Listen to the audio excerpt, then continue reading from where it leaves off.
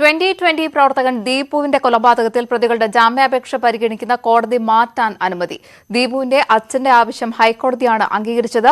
ജാമ്യാപേക്ഷ പരിഗണിക്കുന്ന ജഡ്ജിക്ക് പാർട്ടി ബന്ധമുണ്ട് എന്ന ആരോപണം പരിഗണിച്ച് കോടതി മാറ്റുന്നത് മോശം കീഴ്വഴക്കം സൃഷ്ടിക്കുമെന്ന് പ്രോസിക്യൂഷൻ ചൂണ്ടിക്കാട്ടി. MS അനീഷ് കുമാർ ഉണ്ട് വാർത്തയുടെ വിശദാംശങ്ങളുമായി. അനീഷ്, ജാമ്യാപേക്ഷ ഇനി ഏത് കോടതിയാകും പരിഗണിക്കുക?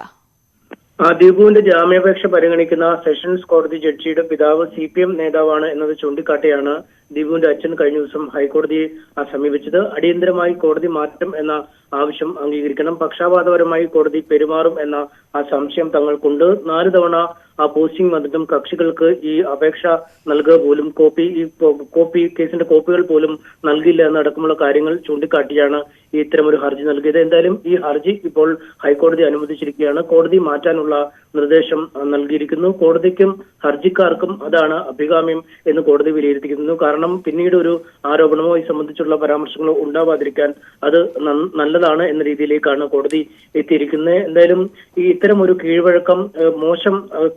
ഇത്തരം ഒരു മോശം അഭിപ്രായം സൃഷ്ടിക്കും എന്ന വിമർശനമാണ് പ്രോസിക്യൂഷൻ പറയുന്നത്. കാരണം ഈ വാദിഭാഗത്തിന്റെ അഭിപ്രായം പരിഗണിച്ച് ഇത്തരത്തിൽ കേസുകൾ മാറ്റിക്കൊണ്ടുവന്നാൽ പലരും നാളെ ഈ ആവശ്യം ഉന്നയിച്ച് മുന്നോട്ട് പോകാനുള്ള സാഹചര്യമുണ്ട് എന്നും പറയുന്നു. എന്നാൽ ഈ കോപ്പി നൽകുന്ന അടക്കമുള്ള കാര്യങ്ങളിൽ വലിയ വീഴ്ച ഉണ്ടായി എന്നാണ് ഈ ദീപുവിന്റെ അച്ഛനടക്കമുള്ളവർ കോടതിയിൽ വാദിക്കുന്നത്.